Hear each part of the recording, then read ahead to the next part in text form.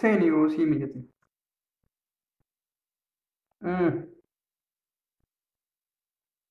Yeah.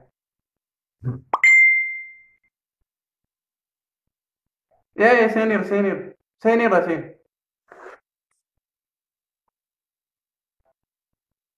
Okay.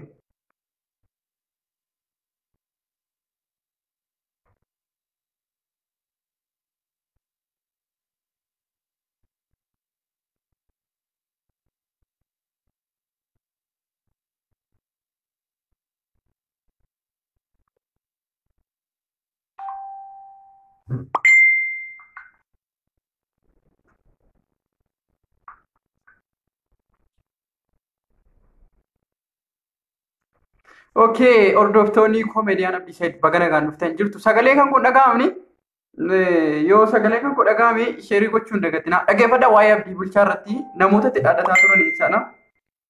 Dhaggeeffattu jechaadha. Namicha Awwii jedhamu Suudi Arabiyaa kana keessa jiru fidaa. Dhaggeeffatu dhugaa dubbachuuf. An isiniif ani jechaadha. Awwii namicha jedhamu ilaa mana jaraan beeka, qe'ee jaraan beeka waan ta'eef.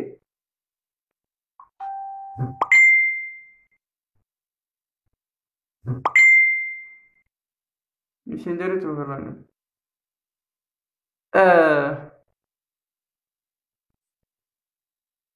Aseenuu mucaa tokko fidee dhufee seenee isinitti hima jechaadha. Waa'ee Abdii Bulchaa isinitti hima isatu beekana caalaa jechaadha.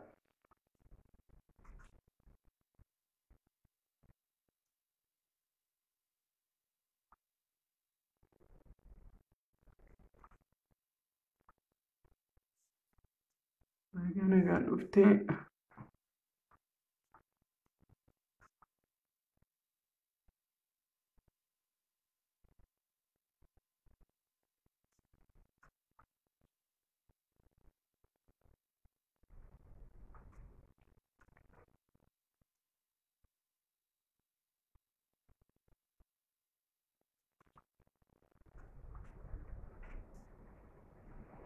Okay, inni dhaga'ama miti. Okay, guddaa galatoomaa. Sheerii godhaa.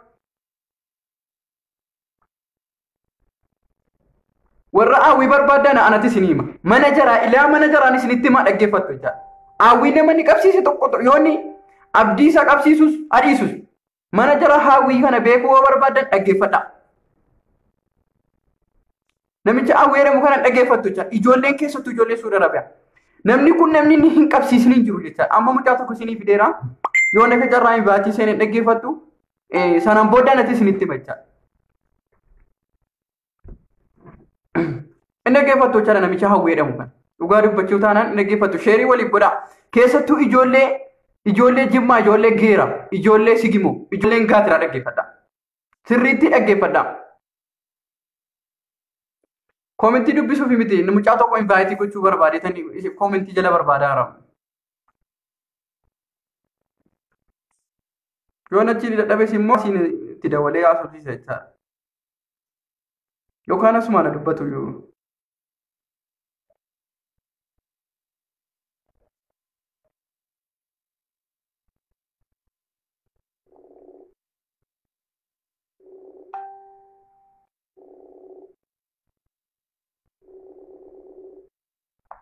Awwee. Mee waa'ee abdii qabamuu irratti namoota isatti dhaadataa turanii hin beektaa ati godinyaa abdiitis mee uummatni baay'ee si dhaggeeffataara waan ta'eef dubbadhu namicha itti dhaadataa ture si hin beektaa namni kunis waan inni ijoollee Saudi Arabiyaa keessaa godhaa jiru si hin beektaa nama meeqa akka inni qabsiise hin beektaa mee dubbadhu uummanni kun dhaga'u anis immoo qe'ee jaraa waan hin beekuuf mana jaraa waan hin beekuuf uummatattan himaa uummanni baruu qaba keessattuu uummanni as keessatti ni qabsiise kana baree akka inni mana irratti diigsisu naan godhaan namaa miti hangaafas itti dubbadhu mee uummatatti. Salaamu alaikum. Maal jedhama maqaa isaarraa akka itti himi.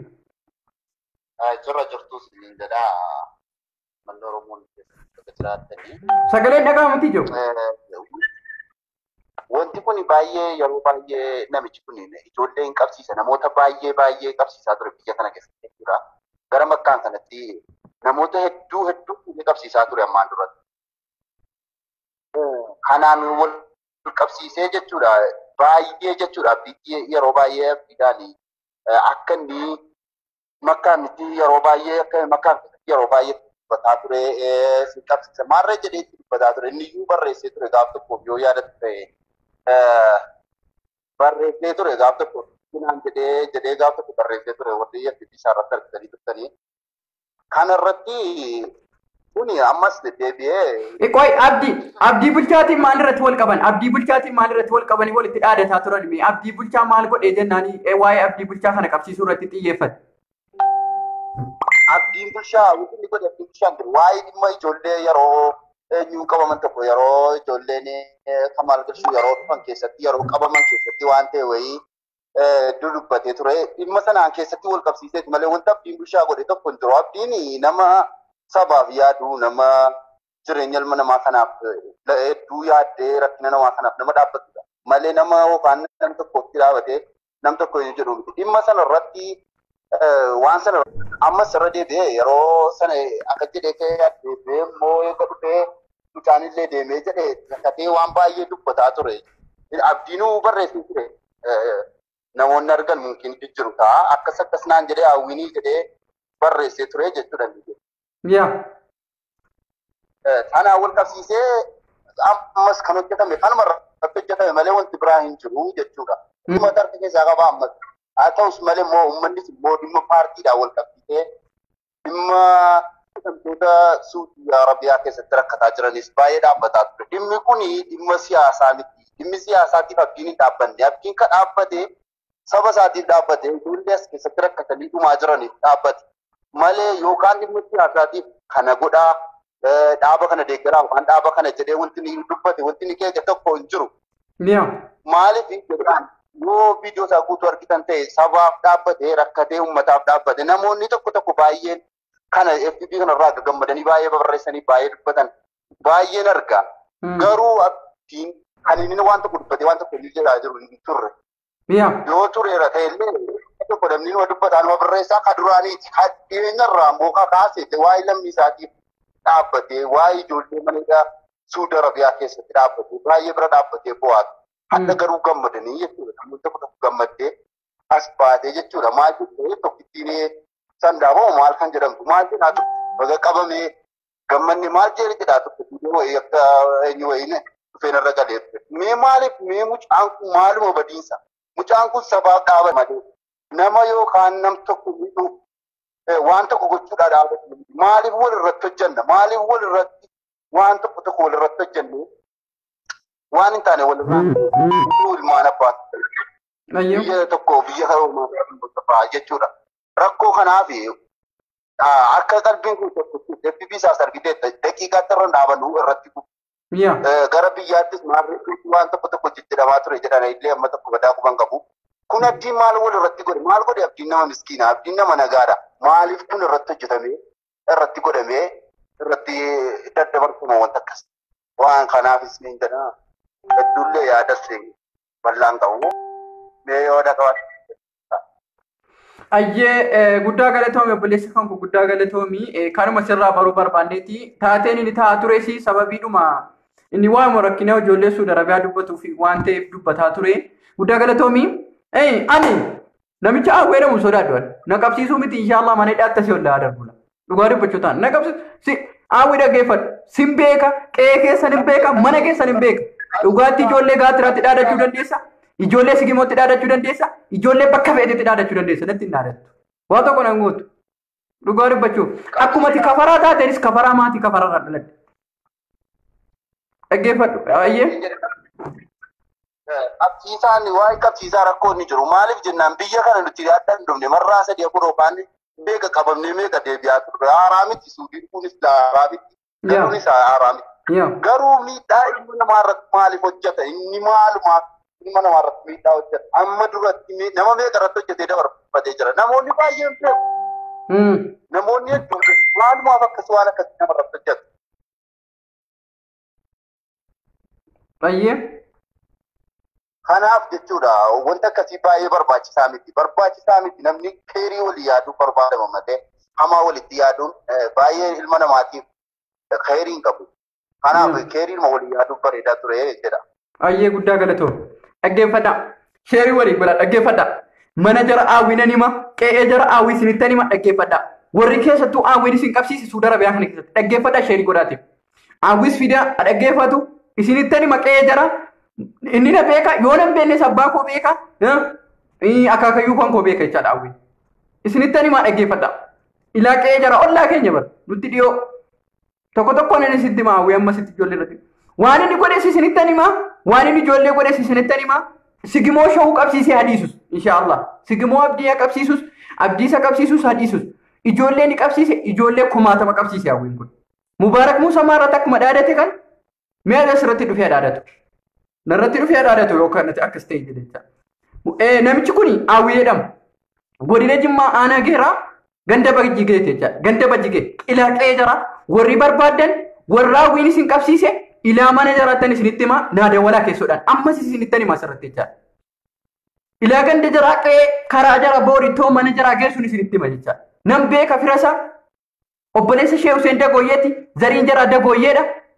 Ganda bajjigee fuullee magaalaa Dustaatti dhalate jechaadha. Warri beekuu barbaadan aawwii jechaadha. Aawwii asirraa na tabbaa fedhe qabsiisa.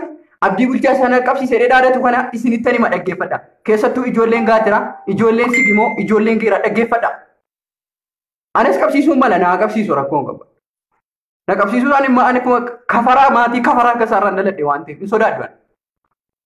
Namni ni qabsiisanii jiru Suudi Arabiyaa kana keessatti. Nama 30 guyyaa tokkitti hojii galchee guyyaa tokkitti shoortaa geessee gaafa siinjaa tokkoma jala madaladdeettu mana dhaata si olaree birrii fudhatee araabarra dhagaa yaa jira.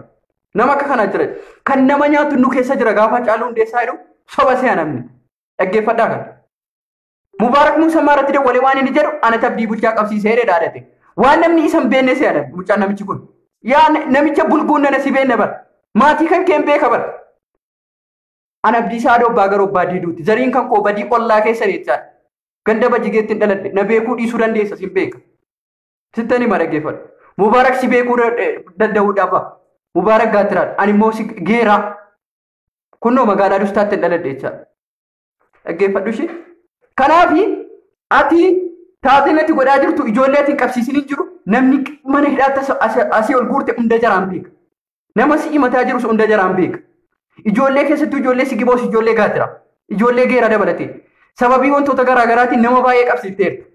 Sin beeka. Mubaarak Muusaa irratti yeroo feete dhaadatta. Ijoollee shoortaa qabsiiftee birrii fudhatta. Namoota si wajjin hojjetantu iyyuu na beeku. Jarumaan natti maara malee nama biraa jinnii miti. Kanaafuu sin beeka yoon immoo ani immoo mana sirratti maatii kee irratti mana diisimne as keessatti yoon dadhabes namaa miti jechaadha. Warri namichi kun waa isin irratti godhe yoo namichi kun isin qabsiise natti maa keessaan na dawwala ilaa mana jaraa itti isinitti hima jechaadha. Ilaa mana jaraa qaxxeetaa irratti jechaadha. Gaafa biyya galtanis asitti naftan yoo galtanis biyyuma galtu miti. Aawwii jedhama. Zariin jaraa Dagooyyeedha godina Jimmaa aanaa geeraa ganda bajjigeetti dhalate. Obboleessi isaa hangafti Shee Huseen jedhama. Dhagaa ijoollee warri isin qabsiisee jechaadha. Nama baay'ee qabsiiseera waan ta'eef. Nama baay'ee taaloo irraa qaba waan ta'eef. Abdii bulchaas na qabsiisadhee guyyaa baay'ee carraaqaa ture Makkaa keessatti.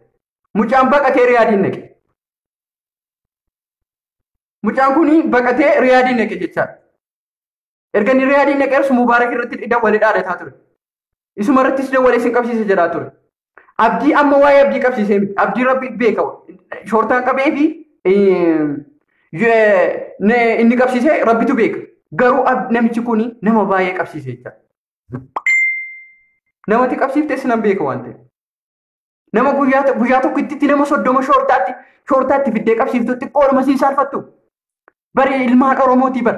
Ilmaan hiyyeessaatii bar. Ati yookaan qaamaan dhufuu dandeessa. Ijoolleen kun karaa jabala keessaan laffaatee duutee dhabama taatee dhuftee bar. Xiqqoodhuma siin dabbaru. Xiqqoodhuma si garaatti sin ammaatu gaafa ijoollee deemtee shoortaadhaan funaasiftu. Birrii sumunii tokko jettee yeroo shoortaa diina ijoolleetti bittee asii mana hidhaatti ol guurtu. Xiqqoodhuma siin dabbaru.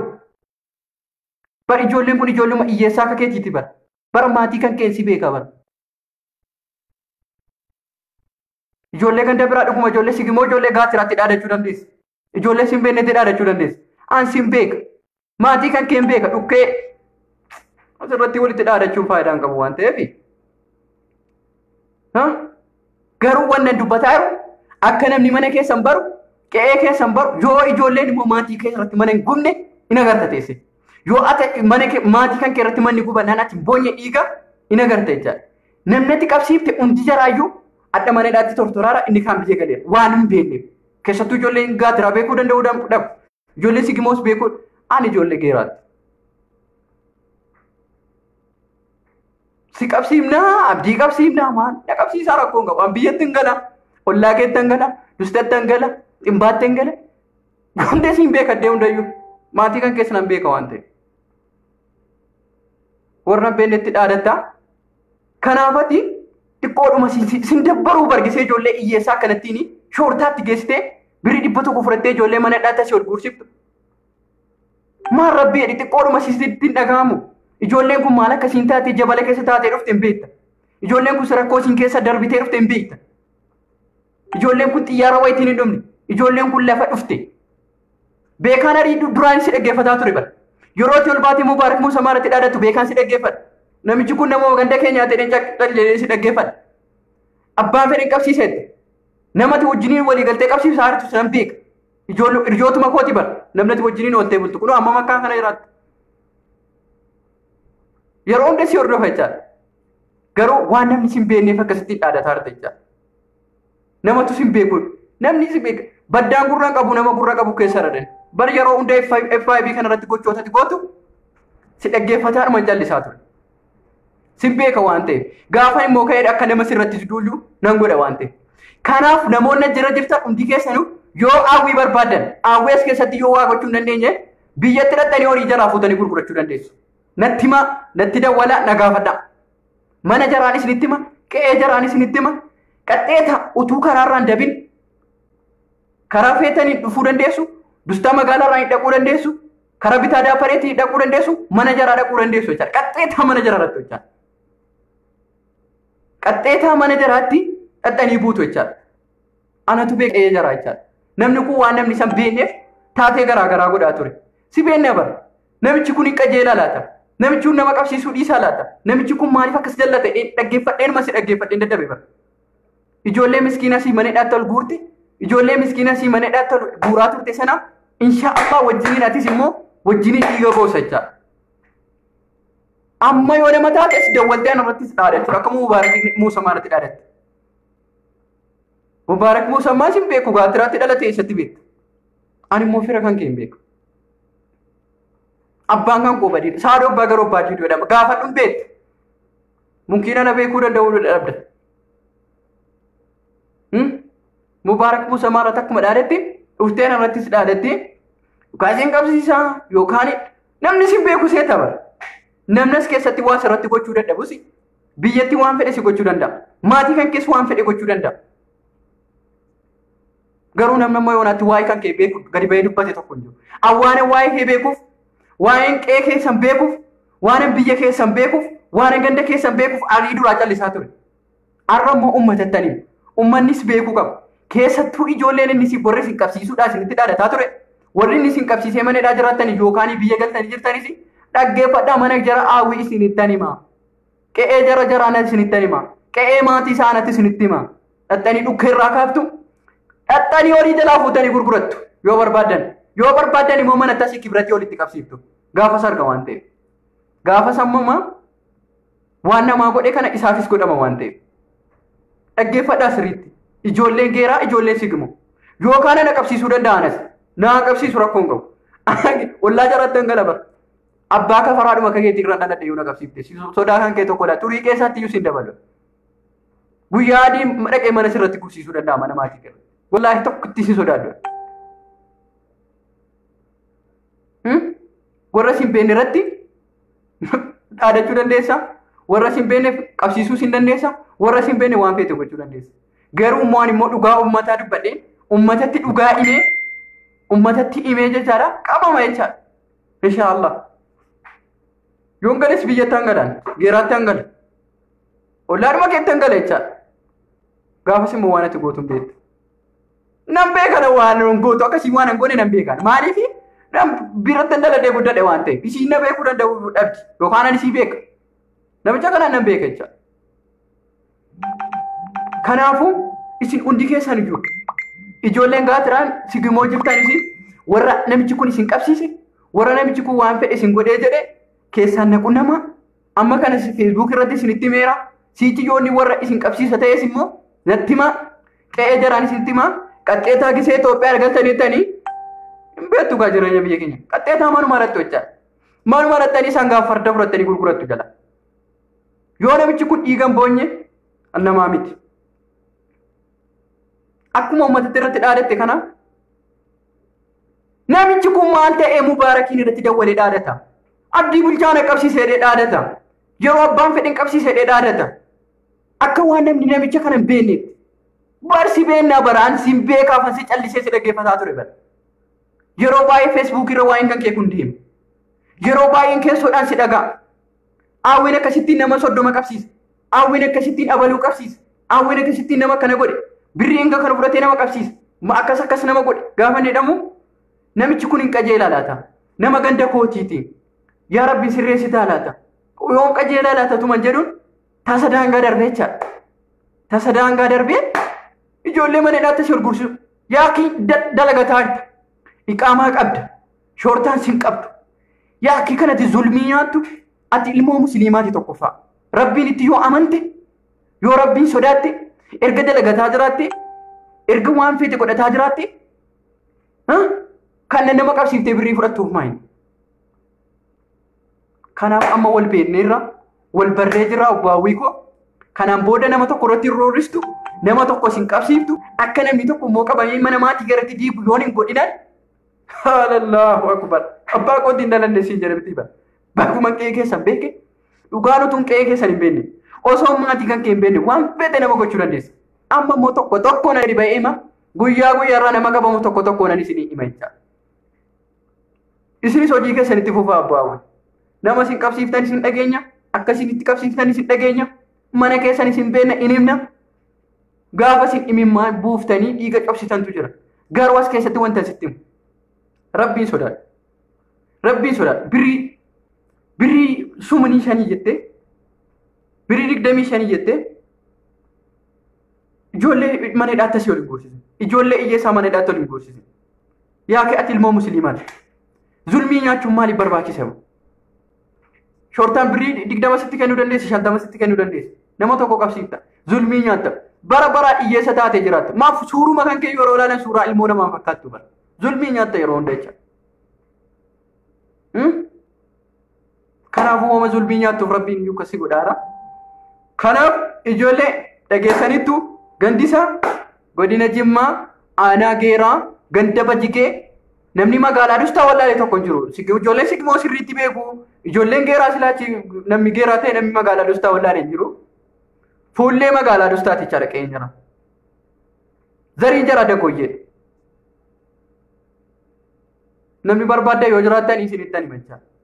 Karaa ittiin nattan karaa bitaa daappareetii yoo dhufuu barbaaddanis karaa Geeraatii sigmootiin dhufuu barbaaddanis Karaa geeraatiin dhufuu yoo barbaadanis karaa tokko tokkoon isinitti himu.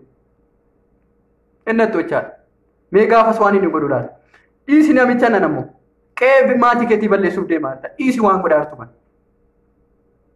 Abdii na qabamu isa dhiisus abdii qabsiisi dhiisisu akka feetiin ta'uu dandeessa. Garuu dhiisi mana maatii kee irratti hin deessisin. Mana maatii kee irratti hin deessisin. Qe'ee maatii keetii hin balleessin. Maatii kan kee naman saamsisin. Sitti meeraan. Sichum manni dhagayeera. Duraan nama waa'ee kan kee nama gadi fageenyaan beekutu hin jiru. Hawwiidha malas feesbuukiinarra waan sin beekneef. Kanaafuu guddaa galatoomaati. Bakka hawwii mana jara hawwii dhageessaniittu warri immoo keessoon barbaadan isinittan hima keessaan naqunnamuu dandeessu. Guddaa galatoomaan isiniin jedha. Namni yaada qabda yoo jiraattan isin baatiin isin godha. Kanarratti invite ergadha yoo yaada immoo jiraanne rabbi si haa namichi maraatudha. Maraachuu biti yaadi si haa talantu'an. Amila qabamee jennaan mana gadaa gadi baanaan galee namicha kana himadha jecha. Ilaa inshallah abbaa kafaraa akka isaarraa daladdenis. Funyaan ilaa funyaan qabu mukaan irraan daladde. Nama naa adiraa inni namarraan deemee irraan daladde. Hin beeka maatii kan kun. Hawwiin warri kaan beekuu danda'u. Abbaa kan kun beeka hawwi. Abbaa kan kun hin beeka. Na beekuu danda'uu dhabu. Mungkin anammoo anan beeku ta'uu danda'a. Garuu abbaa kan kun beeka hawwi.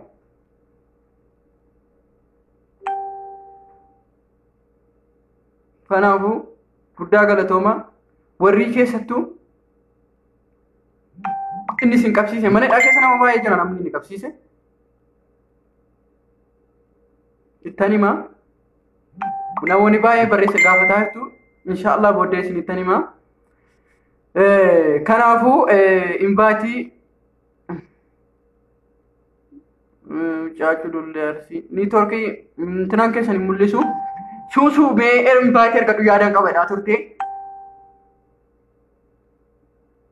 Abdii bulchaa basmaa godheera baa'uu danda'an ittiin fakkaatu. Kanaafuu namichi fayyaan qabu. Namicha nama isa beekutu hin jiru kanaaf nama irratti dhoorri isa beektu. Nama isa beekutu hin jiru qaqqabutti. Ijoollumti geeraa hundi beekuu hin danda'an. Ijoolleen gaatiraa isatti beektu silas. Ijoolleen sigimoo beekuu hin dandeessan. Ijoolleen sigimoo dhugumaa isinis beekuu hin danda'u. Yoo ta'e ijoollee geeraa qofa beeka namicha kana. Hangaruu waan hin beekuuf dhibbaan dhibbatan beeku. Dhiirri makkaa hawwii gabbaree bulaa. Oh my God! Adda dhufee mana keessaa ganna fuudha malee. Dhufee adda mana keessaa fuudhee mana hidhaatti tolle darba malee. Wallaahi gabbaruu miti. Waan inni godhaaru tokko tokko na dhima guyyaa guyyaadha. Wallaahi waa'ee hawwii kana qaatan nagahuu jalqabe.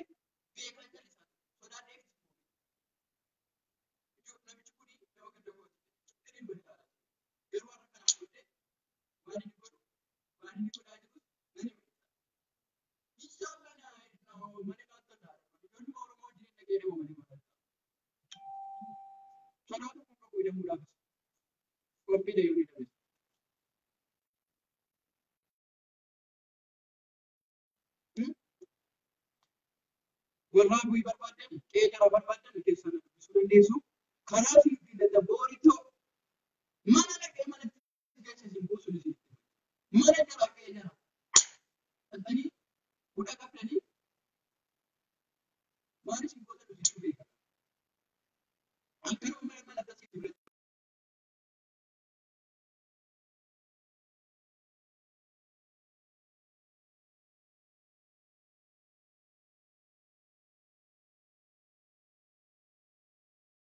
Guddaa galatooma nagaan naaf bula isin jedha.